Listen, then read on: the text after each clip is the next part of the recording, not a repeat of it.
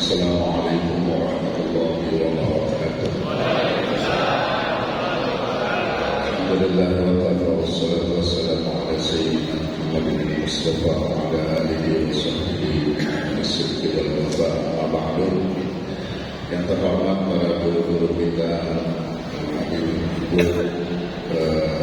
Habib Zaki Maulana, Habib Habib Mustafa, dan Habib Zainal Abidin, dan semua guru-guru kita yang saya tidak sebutkan satu persatu. InsyaAllah kita doakan mudah-mudahan beliau selalu diberikan panjang umur, sehat walafiat, selalu diberikan kesabaran dalam mendidik kita semua. Amin ya rabbal alamin.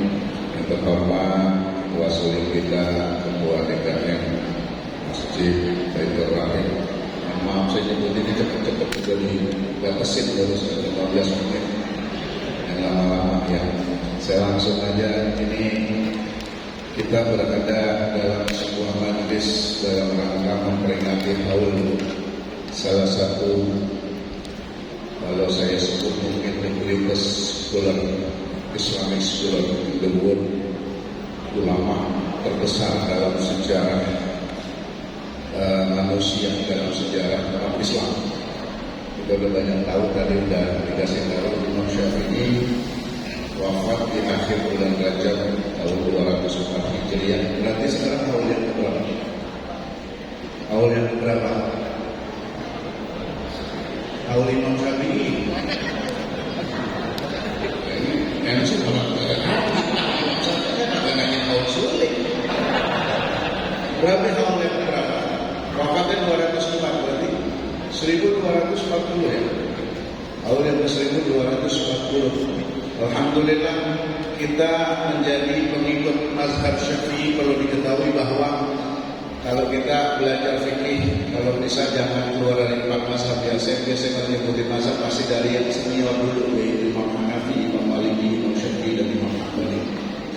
Ini jangan keluar itu, karena 4 mazhab ini yang mu'tabarah, yang bisa dipertanggungjawabkan. Ada lagi nanti mazhab-mazhab kecil, tapi itu tidak bisa dipertanggungjawabkan, nanti malah beresiko ya. Nah, ulama 4 mazhab ini dalam fikih memang banyak sekali perbedaan. Makanya kalau ada orang yang tidak menghargai, tidak menerima perbedaan, ya berarti nggak ngerti fikih. Bahkan dalam sholat saja 4 mazhab ini lebih dari 200 perbedaan. Jadi yang kunut benar, yang kagak kunut benar, asal ngerti ilmunya. Yang kagak benar, yang kagak sembahyang subuh. Ya. Besok kalau terawih yang 8 benar, yang 20 benar, yang penting tahu dalilnya. Yang 36 juga benar. Yang kagak benar, yang kagak terawih. Daripada berantem ini gue ke terawih. Begitu tuh yang benar. Jadi di antara 4 mazhab ini Imam Syafi'i memang dikenal paling cerdas. Karena apa? Ini mungkin pesan juga buat ibu-ibu. Konon kecerdasan Imam Syafi'i karena waktu di dalam perut ibunya ada yang bilang 2 tahun atau ada yang bilang 4 tahun dalam perut emaknya. Jadi semakin matang, dia semakin lama di dalam waktu itu semakin matang tuh otaknya ya. Kalau orang sini mah nggak ada dah yang begitu 9 bulan, ngilongin dulu bapaknya, kan begitu. Ya, makanya buru-buru keluar, ngomongin dulu bapaknya. Mana kalau bisa ngomong Pak, hebat. Maksud bapak botak dulu. Ya, nah Imam Syafi'i seperti kita tahu tadi, bahkan di usia 15 tahun beliau sudah dimintakan fatwa oleh gurunya sendiri, Syekh Muslim. Ketika ulama-ulama di zaman tersebut tidak bisa memutuskan satu perkara, Imam Syafi'i di usia 15 tahun dimintakan fatwa untuk perkara tersebut. Bayangin, kalau kita 15 tahun ngapain? Enggak, masih tangan buku, ya masih main di sawah. Kalau beliau sudah bisa berfatwa. Nah, tadi sudah banyak dijelaskan oleh para guru-guru kita. Saya ingin mengutip beberapa syair-syair beliau yang sangat terkenal. Karena memang saya salah satu pengagum berat beliau. Salah satunya yang dapat diambil pelajaran kepada kita. Jadi jangankan saya ya, para ulama saja banyak yang kagum sama Imam Syafi'i. Salah satunya adalah Syekh Abdul Rahman bin Mahdi di kota Mekah dulu saat Imam Syafi'i menulis kitab pertama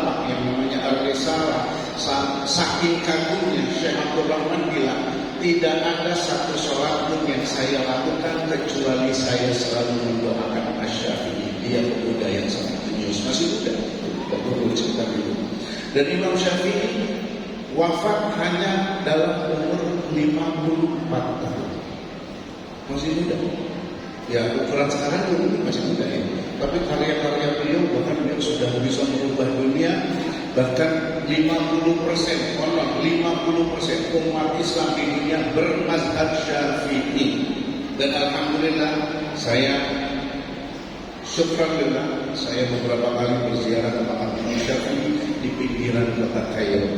Bagi yang enggak, kalau yang pada punya belum sah itu belum ziarah, ayo ziarah bersama di pinggiran kota Kairo, dekat daerah namanya Fustat, yang tempat beliau wafat dulu. Itu di situ juga ada salah satu masjid namanya Masjid Amr bin As. Tidak jauh dari situ ada makam Imam Syafi'i. Harus pada kesana. Kalau nggak tahu, ajak saya. Kalau saya kasih tahu. Nah, ada pun beberapa syair yang membuat saya sangat terkesan ketika beliau katakan, salah satunya adalah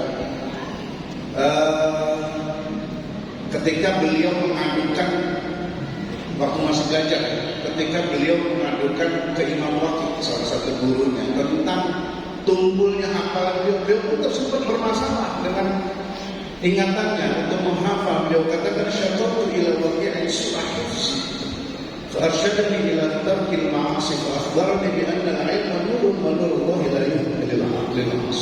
Kata beliau, aku pernah mengadu kepada Imam Waqi tentang buruknya hafalan. Jadi Imam Syafi'i itu sempat alami ini. Lalu guruku Imam Waqi mengatakan bahwa agar aku meninggalkan maksiat. Karena apa? Karena ilmu itu adalah cahaya, dan cahaya dari Allah tidak akan bisa diberikan kepada ahli maksiat. Jadi Bapak Ibu kalau ngapal mana kita rada butek, berarti banyak maksiat. Kalau yang minta orang lain ke sini, saya yakin bukan maksiat, itu kepenuhan otak. Sama cicilan, sama hutang, sama bini cerewet, lagi genit, udah penuh. Jadi kagak bisa apa. Jadi saya yakin kalau ngaji-ngaji begini yang nyangkut mah ada gitu, udah banyak ya. Itu orang sambil ngomong ngajinya gitu. Bagi dari rumah tadi subuh diomelin bininya, ya udah kagak nyangkut bisa. Kemudian ketika Imam Syafi'i juga mengatakan bahwa kullama adabani dah arabina musafiri wa kullama izdadtu ilman bijahli. Ketika kehidupan, kata beliau, ketika kehidupan mengajari aku, mendidik aku merasa aku mendapatkan diriku itu sangat kurang, sangat bodoh. Dan beliau mengatakan semakin banyak aku belajar, aku merasa semakin bodoh. Beda kita. Kita baru ngaji kedua kali ketengklek. Wah, sama aja diajak berdua. Ditanya sama tetangganya mau ngaji, mana Pak ngaji? Masih itu mau pernah ngaji. Baru ngaji 2 kali 3 kali. Imam Syafi'i bilang, semakin banyak aku belajar, semakin aku merasa bodoh. Dan salah satu pendapat beliau yang juga bisa kita pegang, ketika beliau katakan, kan banyak di antara kita zaman sekarang ini suka debat, padahal kadang ngerti ilmunya. Banyak. Apa kata Imam Syafi'i? Tarkul jawab adal jahil jawab. Kalau Anda didebat sama orang bodoh yang cuma ngandelin kurang, nggak pakai ilmu, apa kata Imam Syafi'i? Diam adalah jawaban terbaik. Nggak usah dijawab. Jadi kalau Bapak Ibu nanya nih kepada seseorang, kepada guru, guru itu diam aja, berarti Bapak harusnya merasa itu bodoh, berarti begitu. Kalau gurunya diam aja ya, nih, karena memang banyak yang seperti itu. Orang itu cuma pakai emosi, cuma pakai aura, cuma pakai merasa sudah berilmu, padahal belum ada apa-apanya dan lain sebagai pelajaran juga buat kita ya. Kemudian syair yang berikutnya juga ini tentang sebuah kematian yang juga jadi peringatan buat kita.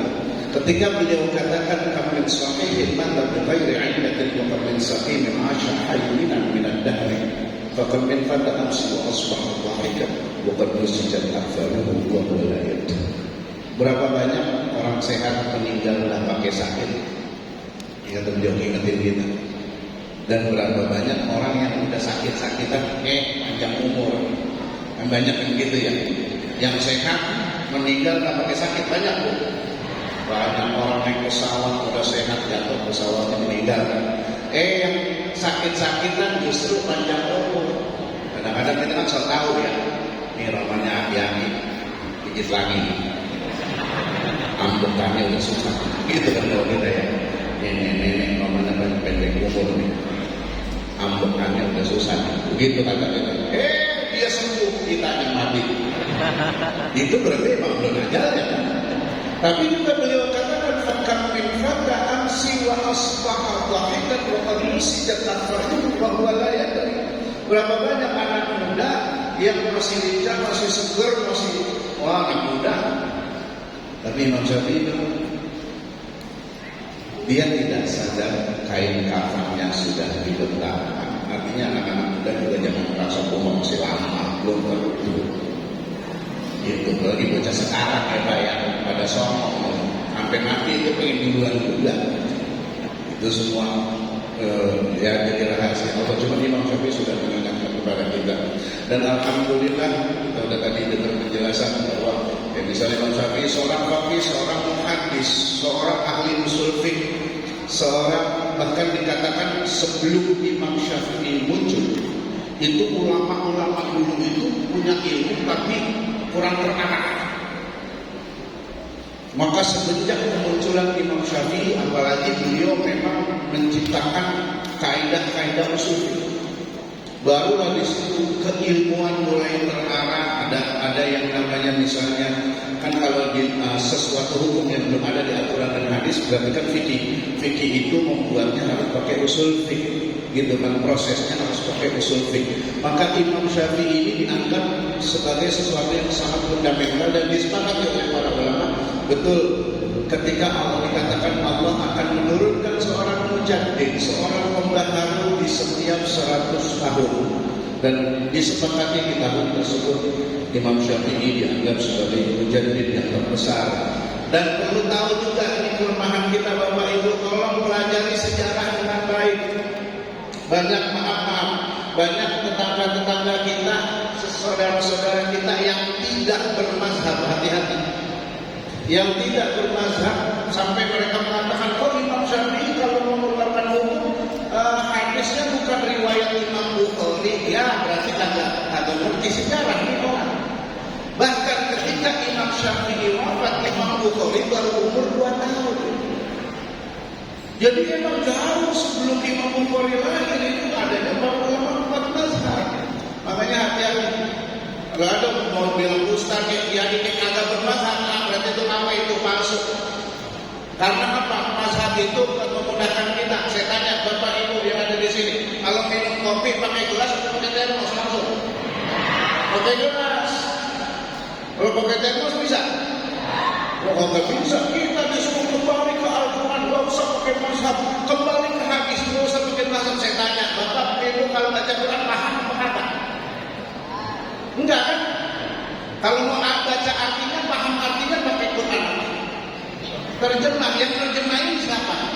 Debat. Berarti mazhab kita kan debat sebenarnya. Mustahil orang enggak punya mazhab, mustahil. Orang Arab sekalipun belum tentu ngerti Al-Quran. Sebenarnya kalau Islam ngomong udah gak usah pakai mazhab, ikuti Al-Quran sama hadis saja sebagai malu-malu. Kamu ikutin saya aja. Kalau sekarang memang mazhab artinya, mazhab itu tempat kita ngambil pendapat. Tadi Al-Habib Syakir udah ceramah di sini, berarti mazhab kita ke beliau. Beliau ke siapa? Ke Imam Syafi'i. Di mazhab Imam Syafi'i begitu. Jadi mustahil orang tak punya mazhab. Jadi Ustaz Awe yang begitu. Ya, hati-hati zaman sekarang banyak yang begitu. Pokoknya tetap kita mazhabnya Insya Allah Syafi'i. Mau pindah mazhab boleh, yang penting jangan tarfik, yang penting ngerti ilmunya. Ya, termasuk kalau lagi tua. Saya biasanya menjaga nggak pakai mazhab Syafi'i karena hubungan terbatas satu perempuan. Ya, apalagi rumahnya kenal bapak-bapak yang cewek Turki, rek-rek, itu keren. Maka saya bilang saya bisa pindah dulu ke Imam Hanafi atau Imam Malik. Dengan secara masa mereka itu tidak lagi. Insya Allah mudah-mudahan kita juga diberikan keberkahan oleh Allah melalui wasilah Imam Syafi'i dan ulama masa pendek serta ulama dan guru-guru kita semua. Amin ya rabbal alamin. Dan mudah-mudahan ini jadi wasilah kita untuk diampuni dosa-dosa kita oleh Allah Subhanahu wa taala dan dikumpulkan di surga Allah Subhanahu wa taala. Amin ya rabbal alamin. Terima kasih. Wassalamualaikum warahmatullahi wabarakatuh.